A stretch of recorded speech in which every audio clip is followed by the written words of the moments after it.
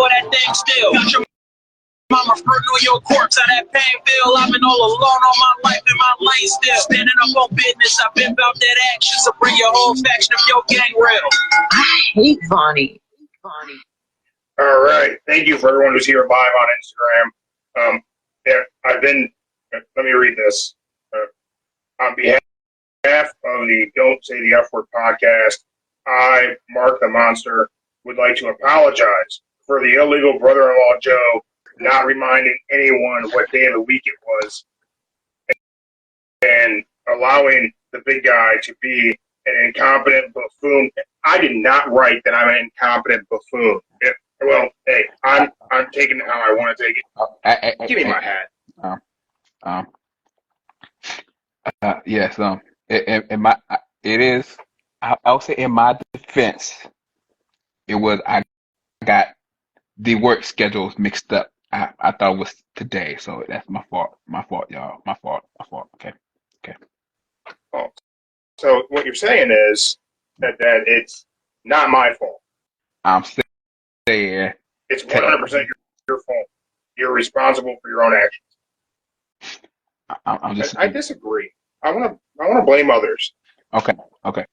I say it's my fault. I got the work week new schedule mixed up, thinking today. Like, the start of the week was today. So I'm like, oh, we'll just let it bygones be bygones, okay? Joe, don't let him make excuses. Okay, One day, right. he's going to have to grow up. That day ain't today. Look at that Hulk Hogan figure behind me. Today ain't the day. I'll tell you that much. See that. That's old school right there, Joe. I don't know if you know that or not. Yes, that is old school. That's my original too, by the way. That Hogan figure, that's my original. That is my OG. Oh damn, that's the OG. Oh snap. Yeah. That is that could be worth money. The one I have had since the dawn of time. And that's probably worth some money if you still got all the figures together. No arm missing. And it wasn't all scuffed up for me actually playing with it like how a kid is supposed to play with toys. But I digress. It could be worth $1,000. You know what? That wasn't on the schedule for us to talk about this, but man, the toys are bullshit today. Let me just put that out there. And it's not that I'm saying that like action figures are okay. A lot of action figures actually are bad. They're not quality by any means, but they're not priced at a price point where you could buy them for kids. Yes. Like action figures are priced at a price point to buy them for adults to collect them. Yes. And everybody wants to keep all their shit in a box and not really experience the toy how it's designed to be experienced. And we're always keeping shit because, well, it's going to be worth something someday. Mm-hmm. And I think we're doing it wrong. Yeah, well, you got. I can't lie. I found Harlem Heat when Harlem Heat was at Target. I bought both of them. I ain't taking out the box. They still in the box. I got a couple figures back there that are still in the boxes. Yeah. I got a couple of My Hero Academias. I got some AEW CM Punk figures and some AEW Cody Rhodes. The LJN's big rubber guy. Mm. Got that still in its box. But for the most part, and those My Hero Academias will probably come out of their boxes here soon just to display them. I take all my Funko Pops out of their boxes now. I got a couple that might still be in their box. For the most part, I take them out the box.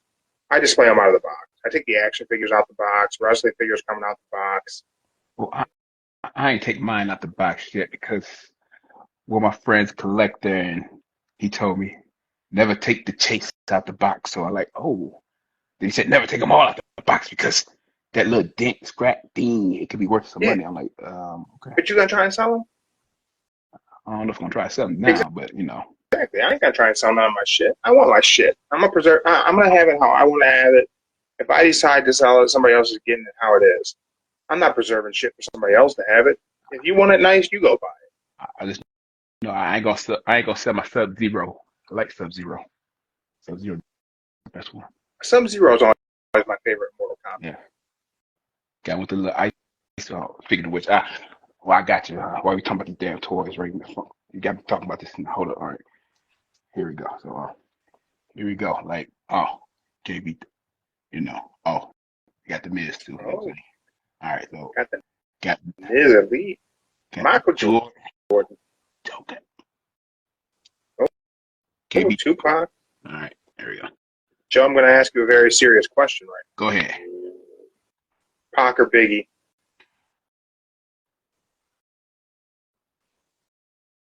There you go. Tupac over Biggie? Yeah, Tupac over Biggie. Tupac over Biggie. Really? Yeah, Tupac over Biggie. Only reason why, okay. Maybe if he didn't pass away early, he had more than 2 albums. I would say Biggie, but right now I'll still stick with Tupac.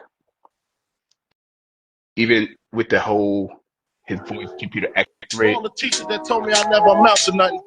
To all the people that lived above the buildings that I was hustling for, that called the police on me when I was just trying to make some money to feed my daughter. Yeah. To all my peoples in the struggle, you know what I'm saying? So pull that out. I don't want to piss off you too, but drop that Biggie in there. I've always been a Biggie guy, man. Don't get me wrong, I like Pac, but I think lyrically Biggie was better. If he didn't have more than 2 albums, maybe if he did a third legit album, it would change, but can't make the third album. So do you think just the body of work, because Pac was in the studio so much, putting so much music together that came out after he died, he just has a bigger library, so yeah. Right. Even before that, Pac had two before Biggie out? Yeah, he had 2 of them. Yeah, I think so. The Tupacalypse Now. Yeah. And but I mean, Biggie was on Craig Mack's album. Yeah, but him and Craig Mack didn't really get along. He was just on there. They both said it. Yeah, I mean, still his verse on that record was really good. Mm-hmm. Oh, speaking of which, can you hear me perfect? I just want to know, can you hear me perfect? Yeah, I can hear you good, man. All right, how do I sound? Cool. Sound good? Yeah. Because I just got back in the regular studio. I got back in the regular room. Yeah, I got some earbuds. Yeah. Oh, what'd you get? Are you a sponsor? Are you sponsored by them? You got Raycons or something? Samsung Galaxy Earbuds FE. Oh shit! Yeah, that's a non-Apple product for you, Joe. I know. You went non-Apple? I know, I did, because I figured my AirPods, they're working, they're starting to go crashing a little bit. Then my sister, she got an iPhone. She said she got the Samsung earbuds FE. She said they sound better. They good. They comfortable. I'm like, then luckily Amazon had them on sale last night, like 40% off. So I got to take advantage of it. So click, boom, came this morning. Nice. Yeah, right. $50 right now. Yeah.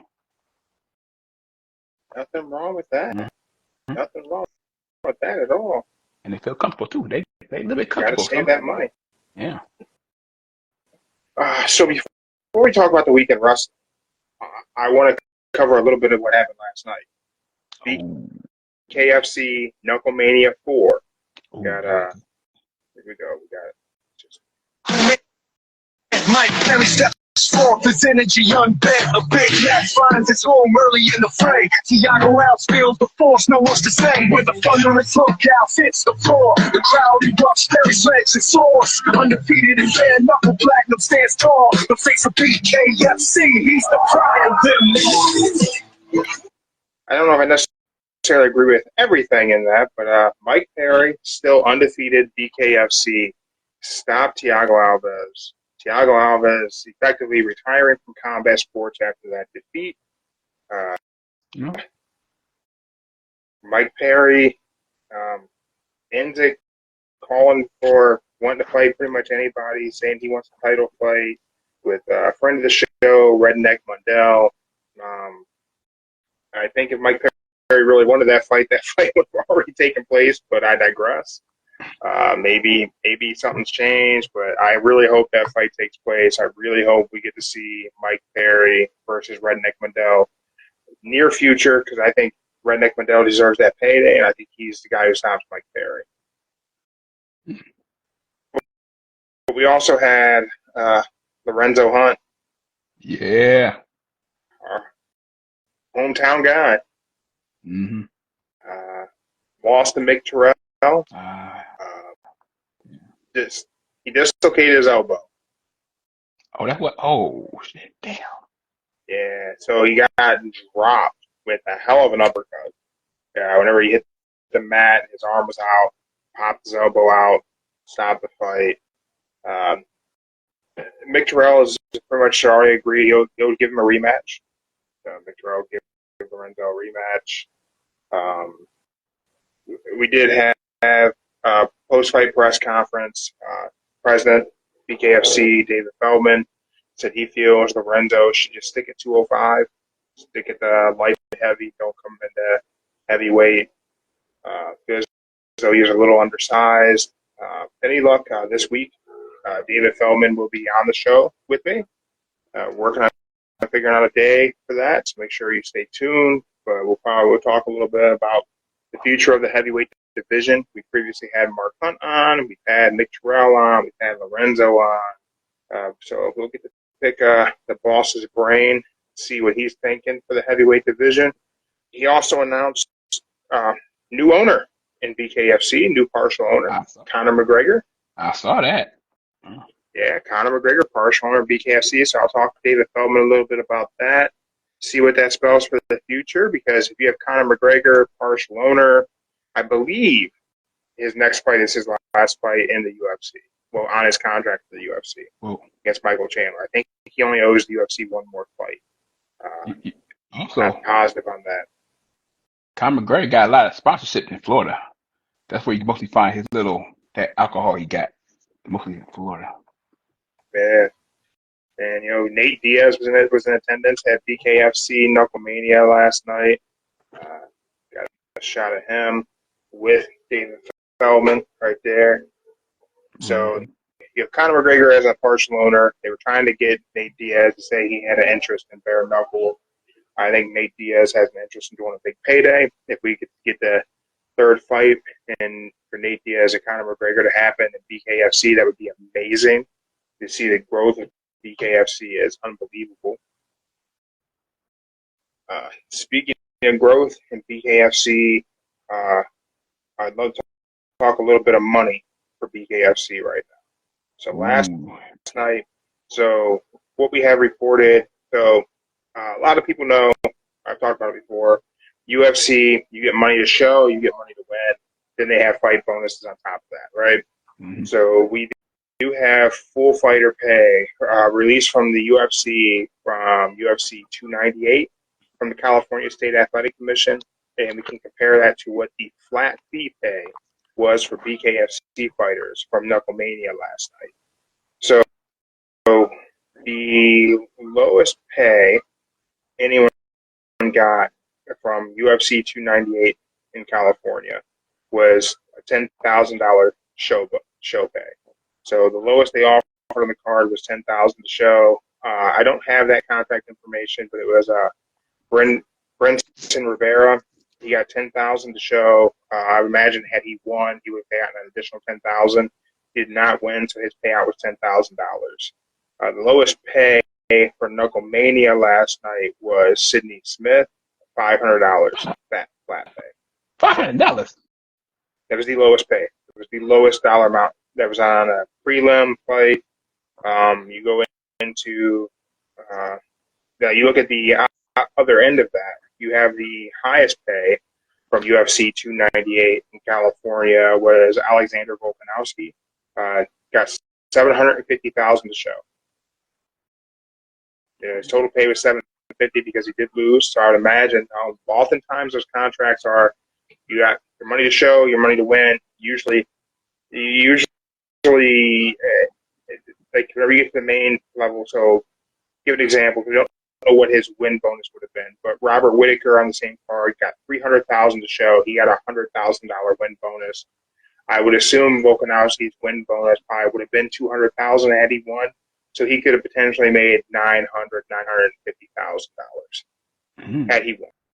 He didn't win. The next person down on UFC 298 was Ilya Tapera, $350,000 show pay. Did not win, so we don't know what the win bonus would have been. But they did get a fight bonus of $50,000. Total payout was $400,000. So you have a $350,000 disparity between the highest paid person and the next person down on UFC 298. Fairly speaking, Mike Perry, flat fee, $600,000 for Knuckle Mania 4. Damn. You know, significantly more than he ever made in the UFC. That may be more than he made his entire UFC career. He made it Knuckle Mania 4. Really? Yeah, I believe so. I'm pretty confident on that. Not positive, but Thiago Alves, $200,000. Ben Rothwell, $150,000. Mick Terrell, $100,000. Lorenzo Hunt, $100,000. Todd Duffy, $85,000. Julian Lane, $20,000. And it just, Jeremiah Riggs got $8,000. Another friend of the show fought last night.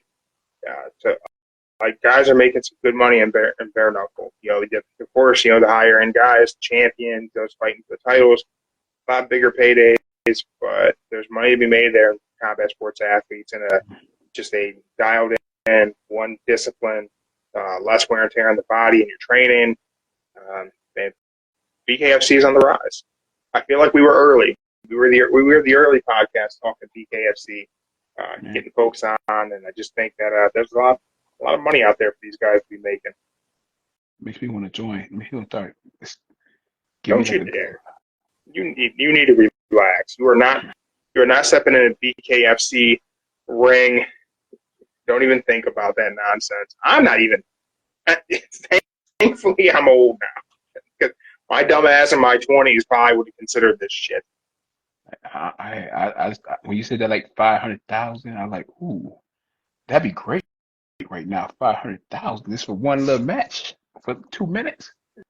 5 to 10. Yeah, it is a lot of work to get to being able to make hundreds of thousands of dollars. You got to put in years. Look at how long Lorenzo's been in the combat sports game, and his flat rate was 100,000. Yeah. Mike Perry is just a hell of a marketer, man. He is the face of BKFC, whether I necessarily like it or not. He is. He's recognizable. He's had some great moments in there, and the way he fights, his style is entertaining and bare knuckle. So I think there's a lot there for him. I don't know what the future holds. Don't know if him and Redneck is the next fight for Mike Perry, but he's helping that promotion grow. I mean, to have Conor McGregor as a partial owner, man, 2 years ago, whenever we were first talking bare knuckle, I don't think that was even a thought in anyone's mind. I say 2 years ago, everybody that's from Lorain County was just rooting for Lorenzo. That's about it. Yeah, no matter what. It wasn't nearly as big. I mean, it's grown exponentially in the last couple of years, last 2 years for sure, and it's just really just blown up. I mean, I just think back in 2022, talking to Pitbull Smith, and it's like, man, like there's a fight every week. There's a card every week. It's like, yeah, it's crazy. It's just growing and growing and growing. But it's awesome to see. It's awesome to see real money being there. I think Feldman's really dedicated to changing fighters' lives and offering up some money and making things happen. Who knows? Maybe we'll see a good agreement. He's very friendly with every other promotion, every other combat sports promotion. He's not a guy who's speaking negatively on other companies. So who knows? Maybe we end up seeing a working relationship between him and the UFC in the future. Something I'll definitely ask him if that's a possibility to see that. Okay. Yeah, just great pay going out there to fighters, a great card. If you enjoy combat sports, man, BKFC is where it's at, for sure. Now that we talked fighter pay and BKFC, let's talk about that WWE Draft. I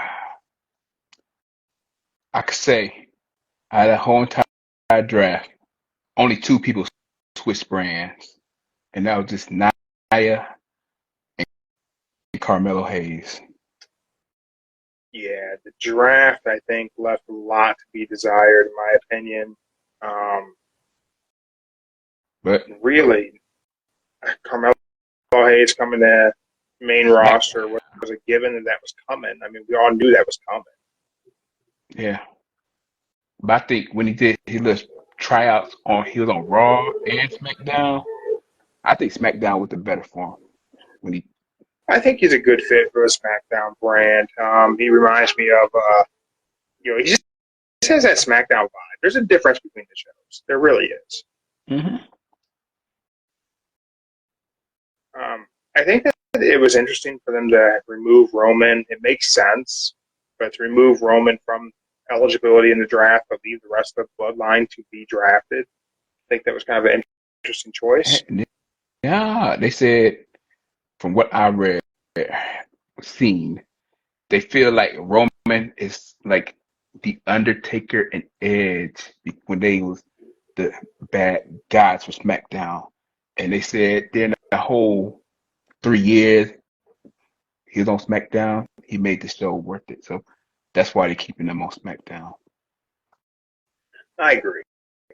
I think that Roman is the difference maker for, everything WWE, to be honest. Since the pandemic, Roman's carried the company on his back. Now seemingly that torch has been handed to Cody. I'd imagine everyone knows who was drafted, but first overall pick was Bianca Belair to SmackDown. Second overall pick was Jey Uso to Raw. Main event, Jey Uso went to Raw. Third overall, Carmelo Hayes from NXT went to SmackDown. Fourth overall, Seth Rollins went to Raw. Seventh was Nia Jax to SmackDown. Eighth overall was Liv Morgan to Raw. The round 3 picks, LA Knight, drafted to SmackDown. 10th overall, Ricochet went to Raw. And then 11th overall pick, the Bloodline, Solo Sikoa, Tama Tonga, and Paul Heyman went to SmackDown. 12th overall pick was Sheamus to Raw.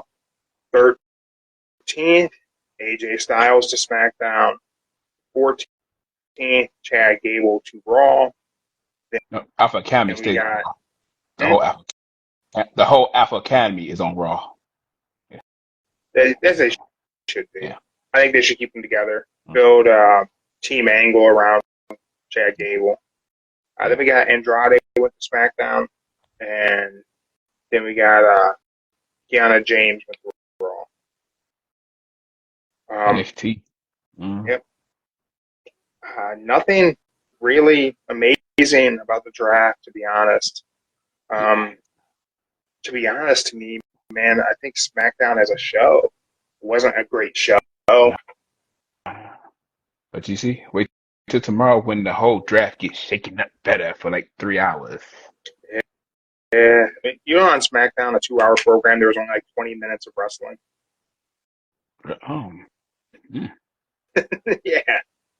Yeah. But then we got our dipshits like Eric Bischoff, who will talk shit about AEW. That had such a solid week. I don't know. I just say this. I say this week in wrestling on all shows, it was good, but wasn't that great. It wasn't that great on all shows this week. I think everything gave us something good. As I will say a little bit of negativity with how little wrestling there was on SmackDown, but that wasn't the point of this week's SmackDown. This week's SmackDown was not meant to be a total pro wrestling program. It was a sports entertainment program this week. And it did exactly what it was supposed to do. The draft is supposed to be its own thing.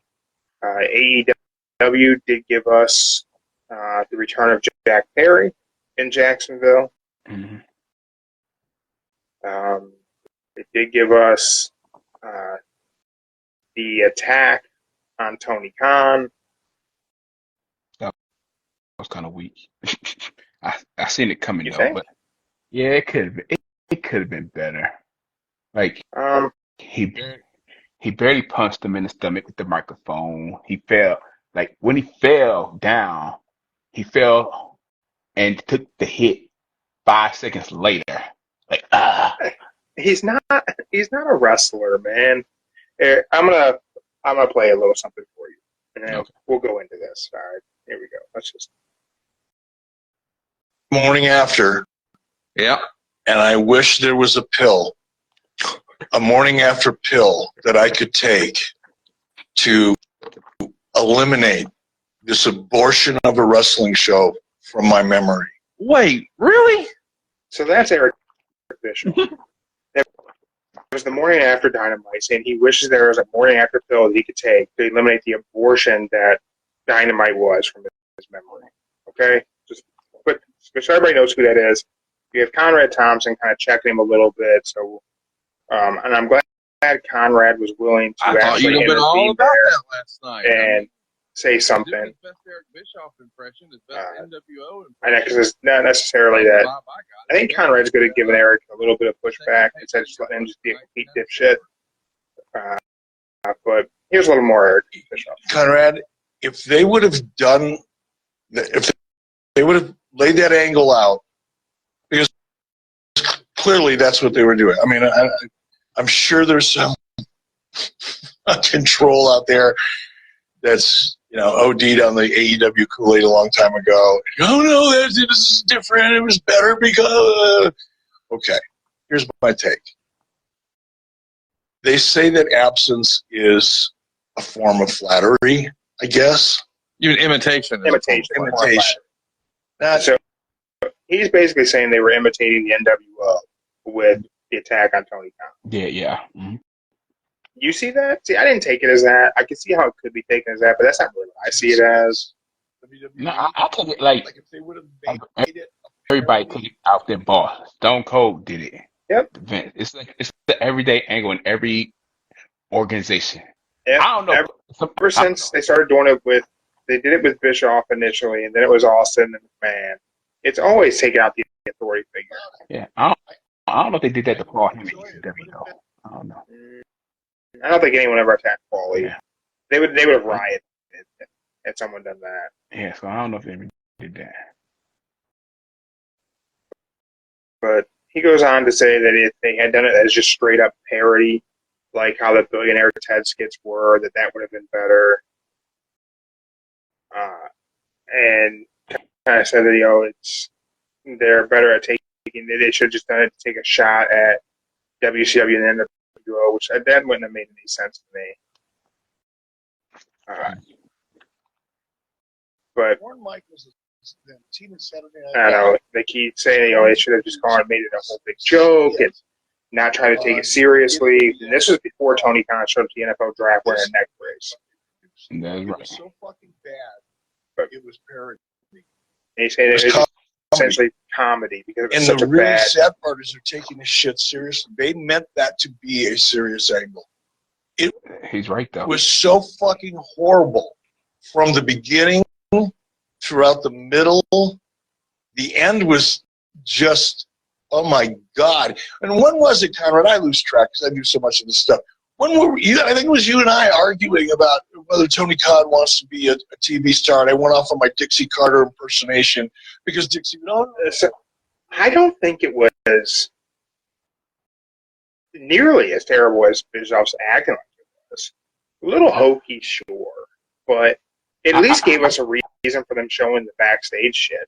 I think what he getting at is it was more like Tony Khan being Dixie Carter in TNA when she got attacked. That's what he more taking it as more than the NWO takeover because the Dixie Carter angle it wasn't that great. Just like the Tony Khan angle wasn't that great. But I see where he's coming from. They could have made it more better. Like a little bit more better than just having Jack Perry come out saying, I'm sorry, shake my hand, sign me back, and then booyah. Punch in the stomach. You got the elite coming out. Well, if they call themselves elite these days. And then you see them. Best version of the elite, they say. Yeah. They say this is the ultimate This is the Ultimate Elite. And then when you see them both, If I feel that. and then when you see them both grab Tony Khan's hand one by one, you know the B trigger was coming. Just by the way they had, you seen it B trigger coming. You seen it coming. That's what I thought they were going to do. I thought he was going to get the BTE trigger or EVP trigger, whatever they're calling it now. Instead, they hit him with, I don't know, Tony Khan driver. Is it not the Meltzer driver no more? I don't know. But I seen it. I'm like, yep. And then you see Okada just standing there like, you know. I wish they wouldn't have spoiled that Kenny is going to be at this week's Dynamite. I think that would have been a good surprise that Kenny Omega was going to be at this week's Dynamite as like what the hell are you guys doing kind of thing. But Bischoff has one more thing he says here that I want us to touch on. So let's go back. Giving it back to Eric Bischoff. This is from his podcast, 83 weeks from a couple of days ago, 3 days ago, Thursday morning. But here's some more Easy. The right time. Maybe I'll break into it before the end of the show, but I'm not quite there yet. I've got a little bit of a post-traumatic Dynamite syndrome thing going on. It was, you know what? I was telling Super Dave right before we hit record, this was, without a doubt, the worst, most horribly produced professional wrestling show for prime time on a major cable outlet in the last maybe forever years. No, it's not. You don't. He actually believes that. And people I was saying, wonder why I shit on Eric Bischoff and why I say he's a dipshit. He thinks this week's Dynamite was the worst produced wrestling show for primetime TV, for a major network, for major cable, for a major promotion, possibly ever. This is first of all, he acts like 2019 WWE didn't exist. In January of 2020, Baron Corbin and Roman Reigns were involved in a feud focused around pouring dog food on each other's necks. I knew it was going to happen. How did you read it up? Well, because that's some of the dumbest shit of recent memory. And WWE put that out there. That wasn't AEW. WWE had Seth Rollins beat The Fiend by disqualification or something? Or no, The Fiend beat Seth Rollins in Hell in a Cell because Seth Rollins used a toolbox? That shit's stupid. You slam. And Eric Bischoff put Hulk Hogan versus the Giant in a monster truck match on top of a building on Monday Nitro in 1996 and had the Giant fall off the building and then show up in the arena to wrestle a match all in the same night. And he dares to say anything about AEW. I can say this. Tell me when I'm telling lies, Joe. Tell me when I'm telling lies. I can say this. There have been, on every organization, they had way worse shows ever. Every organization had. I can name a few. I can name a few in WWE that I know of.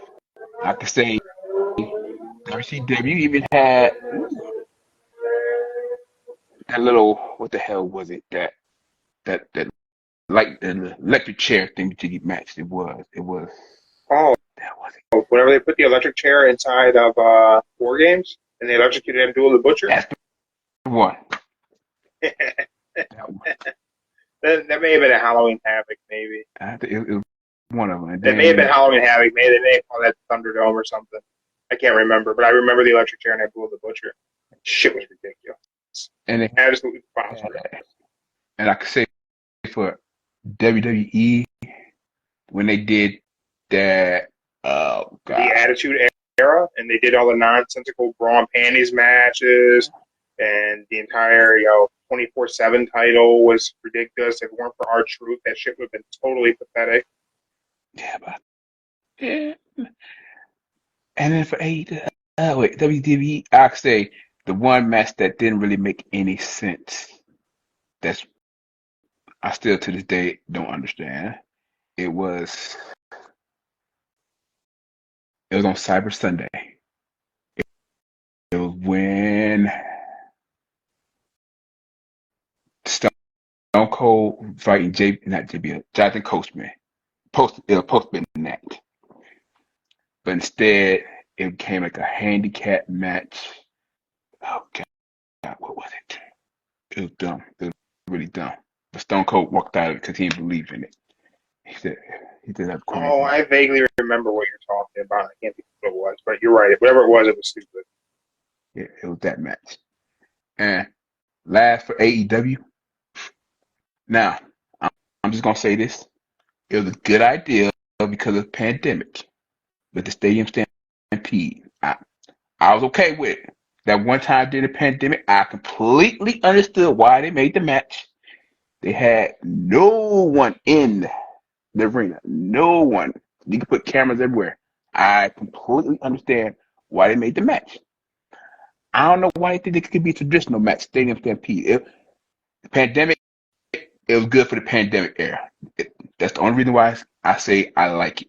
But afterwards, after the pandemic was kind of slowly over with, I didn't really see a point of having it. I really don't see a point of having it. I agree. I just think that it's insane that you have Eric Bischoff on his podcast just consistently shitting on AEW as if he's booked successful wrestling. Like, after the NWO fizzled out, Eric Bischoff was a complete and utter failure in pro wrestling. Everything he booked after that was shit. His run in TNA was shit. It's unbelievable to me that he's able to get the ear of so many people. And I feel like I spend a lot of time shit on him, and I hate that I do it. But so often people regurgitate what he says, and there's negative context of AEW. When AEW is consistently week after week having the best in-ring matches. Best in-ring matches. The one thing I can agree with Eric Bischoff on, just one thing, is when he talks about Dave Method and the little 5-star matches. Yeah, but the main thing, but this weekend I seen what Dave Method gave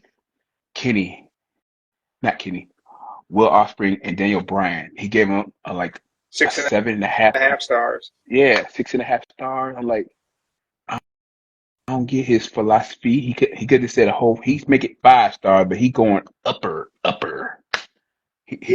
like, the only people who really give a shit about Meltzer star ratings is Dave Meltzer and the Meltzer marks. Wrestlers don't care. Will Ospreay said it himself. The fact that he has so many 5-star matches and Kurt Angle doesn't have any doesn't make any sense to him because he's nowhere near as good as Kurt Angle. I know. So Ospreay gets it. I think Meltzer's kind of a dipshit too, to be honest. Not as big and not as bad as Bischoff. Maybe they're equal. These two should probably have a podcast together. But you have Bubba Ray out there constantly spewing negativity at AEW while he's getting checks from WWE. Talk about a conflict of interest there. Like, Bubba Ray even said he could go anywhere he wants right now. He's getting paid to show up on WWE TV shows. He's getting a paycheck from those guys. He didn't show up at the Hall of Fame for free. He didn't show up at Mania for free. And he didn't show up at SmackDown for free. So to say he's not getting checks from WWE would be him lying. Him saying he's going to go work for AEW for free is him lying. No one's going to work for free, and nobody expects him to. We also don't want his convoluted dipshit ideas on AEW TV. Bubba Ray Dudley he's not a booker. We don't need him producing cable TV. Does he have some advice that could maybe work in AEW? Sure. But you know what? It's not his show. Like, everybody wants to give their opinion of what AEW should be doing. And they only want AEW to do exactly what they want. It's not like they want AEW to be better. Bischoff's not putting ideas out there because he wants AEW to improve and succeed, and neither is Bubba Ray Dudley. They want AEW to use their ideas so they can say they gave AEW these ideas. I'm a fan. I just want AEW to keep doing what AEW is doing, keep giving me good wrestling on my TV. It doesn't have to be my ideas. I wouldn't use Bischoff's because he's failed with all of his ideas. He had one good one, and it was the NWO. Everything after that garbage. No.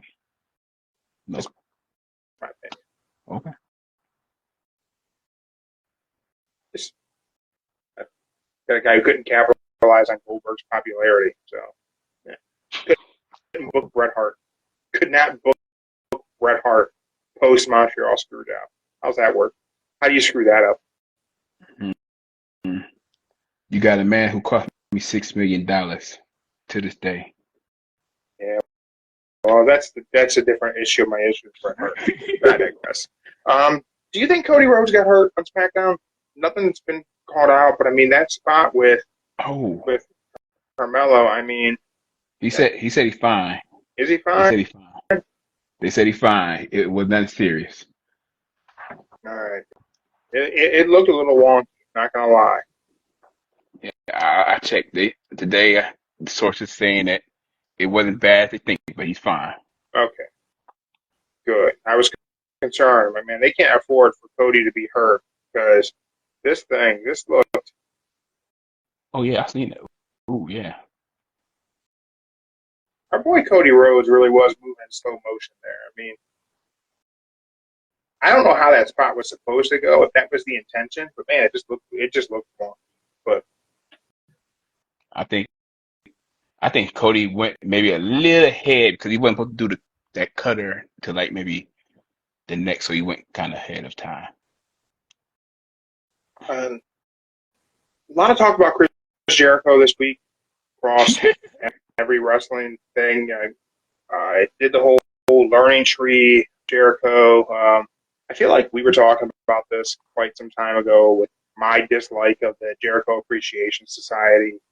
And I was kind of talking about, how Jericho's not really helping the talent that he's working with. Ricky Starks didn't come out better outside of the Jericho feud. Really, no one has. Fans are booed the hell out of him for winning the FTW title. Oh, yeah. What do you see Chris Jericho next? Do you think he should take some time away? It's getting to that point in his career where he got going toward Fozzy. It's getting close to that time. So I say July, end of June, come to July, he'll probably be gone. I think here's what I think. And again, they don't have to do my idea. I don't think they should really toy around too long with the idea of Big Bill sitting under the Jericho learning tree. I think within the next week or two, there should be an interaction of Big Bill duping Jericho and bring back Enzo. Have Enzo and Big Bill take Jericho out and put Jericho on the shelf for a couple months so we can miss him. And I think it'd be a good opportunity to bring Enzo Amore into AEW. And Enzo deserves a second chance in a big show because he's great on the mic. And right now, AEW needs someone who's a master on the stick. You put Enzo back with Big Bill, it's going to get attention. They're going to sell merchandise. It's going to be funny. It'll be entertaining. Then you can bring Jericho back, and Jericho can feud with both of them.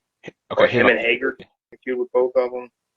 Will Enzo just be doing the talking? No fighting in matches. Just doing the talking. Enzo could do matches in AEW. Enzo's had some decent indies matches. He's not a great wrestler, but you don't need him to be a great wrestler. Okay. He could be in the ring with somebody like Orange Cassidy can make Enzo look okay. You got Roderick Strong to make Enzo look okay. You got tons of guys who could really work with what Enzo has, the talent that he does have, and get a good match. I mean, an acceptable match at least. But it's more about having him on the mic. Let's have him on the mic. He could rarely wrestle. He could be on the mic and just be the hype man for Big Bill as we build him up to be a monster for Jericho to contend whenever he comes back. But I think you bring in Enzo and Big Bill and Enzo. If they take Jericho out, they become instant baby faces right now. And then it could be about Jericho coming back in time to take them out, and he could team with somebody. He could do kind of try and build up him and Guevara again, or give Jericho some other heater. I don't know. Give him somebody. Not Jake Hager. I don't like Jake Hager. But you can give him somebody else. I don't know who, but somebody. There's somebody out there. Matt Riddle and Jericho versus Big Bill and Enzo. Nah. I don't know. Somebody. There's somebody out there you could pair with Jericho for a feud with Enzo and Big Bill. If I had to,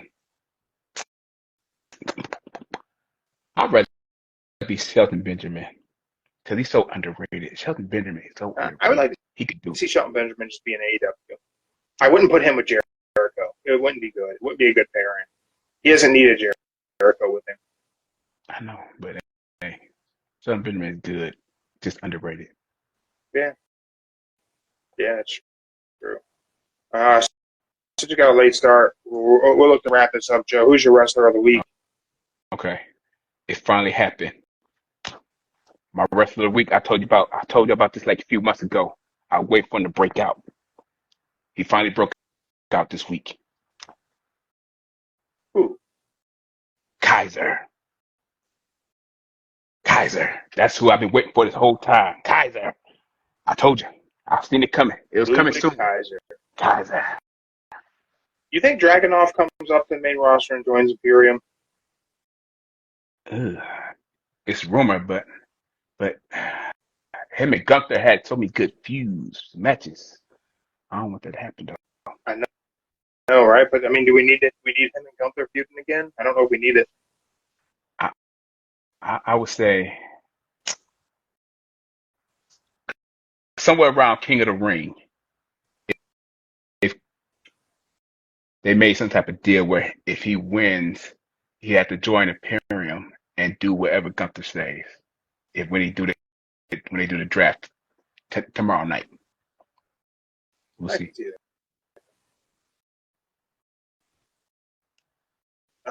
For me, man, my wrestler of the week was a hard one to get to. Difficult choices. I was up in the air on a few guys. Ray Phoenix came back. He had a great match. We had grizzled young veterans on Collision against the Acclaimed. Hopefully they become all elite because that match was really good and that's a great tag team.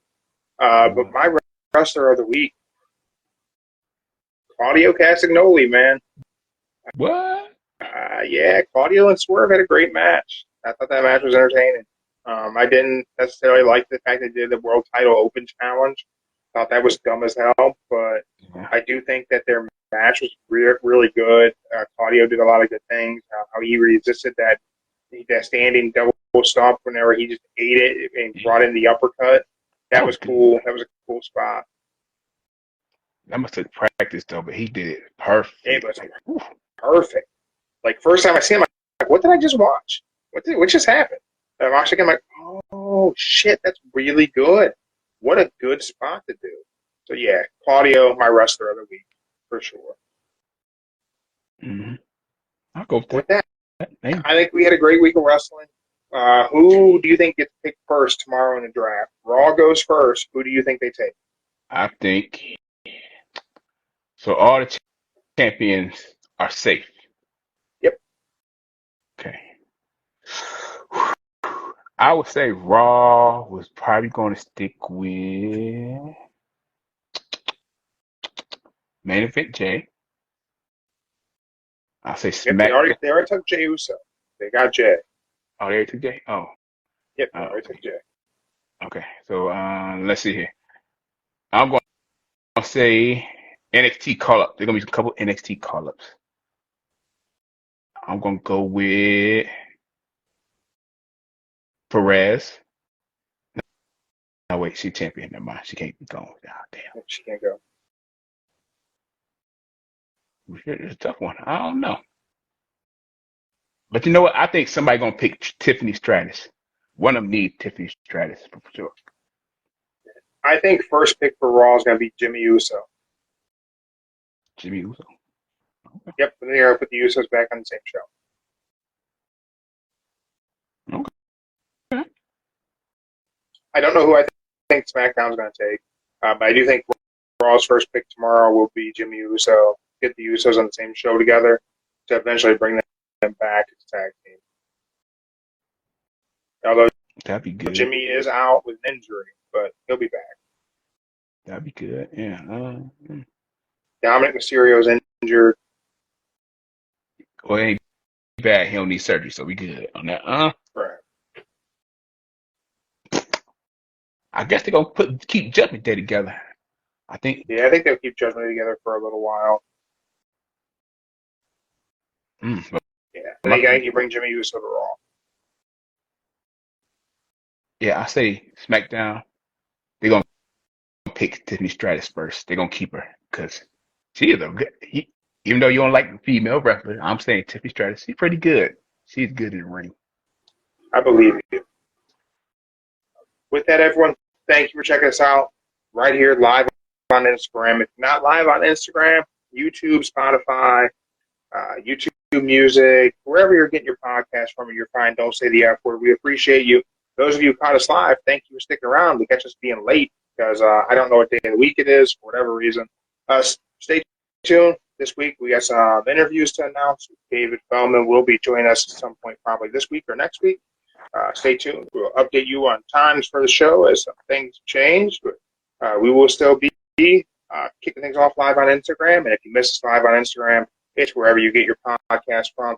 Joe, any last words for our fans out there before we send them out of here with some I Hate Bonnie? Yes.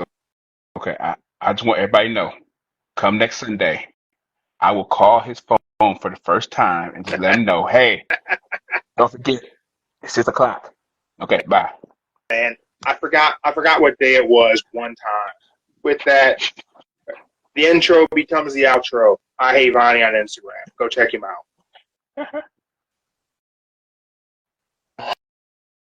Got it out the mud, now I'm swimming in this dope when bathing. COD, double up, hands on the Kimbo, the clip on the extendo, the stick that I'm clutching in a kendo. Count to 3, then I ring the bell, make them hands get the race. The cadence so raw, bro, the mic blow and nitro, it bang like some thunder, it's no wonder they be praised. The necklace on Tundra, you reaching it up 6 feet, I put them in a pack on a lunge drum, blaze. Keep it in.